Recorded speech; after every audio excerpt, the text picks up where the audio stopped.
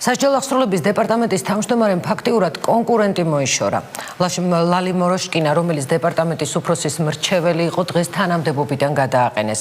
უკვე ერთი კვირაა მოროშკინას საკუთარ უფროს ბრალდებებს უყენებს. დღეს კი განაცხადა, რომ მზად იყო ეს თანამდებობა დროებით შეეთავსებინა. ლალი მოროშკინას ბრალდებებს სასჯელ აღსრულების დეპარტამენტში დღეს კონტბრალდებებით უპასუხეს. მე მზად ვარ ძალიან ცოტა ხნით გადავიბარო სტრუქტურა, რათა ბოლომდე გავწმინდო ზონდერებისგან. ამ განცხადებიდან რამდენიმე საათში სასჯელ აღსრულების დეპარტამენტის უფროსი მრჩეველი ლალი მოროშკინა თანამდებობიდან გაათავისუფლეს.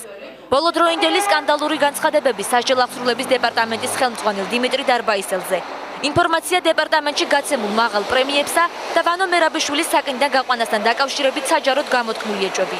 თანამდებობიდან ლალი მოროშკინას გათავისუფლების ოფიციალურ მიზეზად დასახელდა. დეპარტამენტის უფროსმა სოციალურმა მუშაკმა საგანგებო ბრიფინგზე დიმიტრი დარბაისელისა და ლალი მოროშკინას შეხვედრის შესახებაც ისაუბრა, სადაც უკვე ყოფილმა მრჩეველმა ყოველთვიურად 10,000 ლარიანი პრემია და ახალი ავტომანქანა მოითხოვა. მოროშკინას მიერ გაკეთებულ დესტრუქციულ განცხადებებს წინუძღოდა დეპარტამენტის ხელმძღვანელთან მისი შეხვედრა, სადაც მან ყოველთვიურად 10,000 ლარის ოდენობის პრემია და ახალი ავტომანქანა მიიღო, რაზეც უარი მიიღო.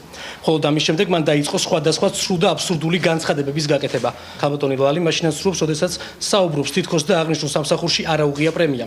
მას თანამდებობრივ სარგოსთან ერთად პრემიის სახით 30,000 ლარი აქვს აღებული. მათ დაარღვიეს კანონი, იმიტომ რომ მე ვარ ხელშეკრულებით თანამშრომელი, ანუ 1 ოქტომბრიდან უკვე წელიწად ნახევარზე მეტი ავტომატურად ხდება განახლება ჩემი ხელშეკრულების და თუ ორივე მხარე არ არის თანახმა ამ შემთხვევაში წყდება ხელშეკრულება. სხვა შემთხვევაში 2 კვირით ადრე უნდა აცნობონ მხარეებმა ერთმანეს და როგორც ჩანს ესეც არ ქონდათ წაკითხული, ზოგადად კანონებთან ჭაკათ არიან, მაგრამ მაგ ყველაზე მთავარი ის არის, რომ დაიდო და აბსოლუტურად ამოცნობილები არიან როგორც ზონდერები და სისხლის სამართლის საქმე იქნება აღძრული თითოეულ მათგანზე.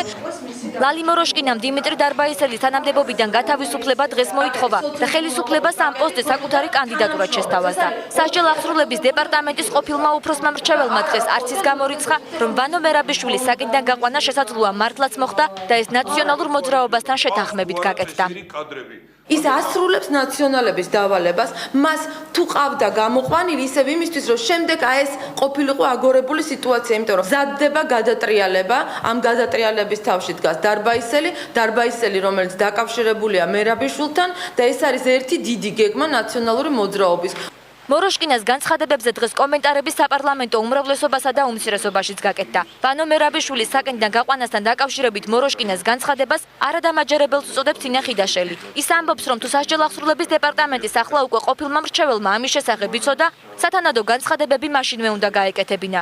ეს ხელისუფლება და მისი წარმომადგენლები არ ერიდებიან ხელი მოაწერონ თვითონვე საკუთარ უნარობას, საკუთარ არაკომპეტენტურობას, ისედაც იცის ხალხმა, მაგრამ ეხლა მათ რატომღაც ეს ვთქვათ, ერთადერთ თავშესაფრად იქცა ის, რომ ამბობენ, რომ აი ჩვენ არაფერი არ შეგვიძლია, ჩვენ წელიწადი არ 8 თვე ხელისუფლებაში ვართ და ქვეყანას თურმე ისევ ნაციონალური მოძრაობა მართავს. ნახე, ძალიან აბსურდია, ძალიან სასაცილოა, სატირალი რო არ იყოს. ამ თემაზე ნაციონალური მოძრაობა უკვე ბევრი თვეა ითხოვს საგამოძიებო კომისიის შექმნას და უკვე ბევრი თვეა საპარლამენტო უმრავლესობამ პასუხი გასცა.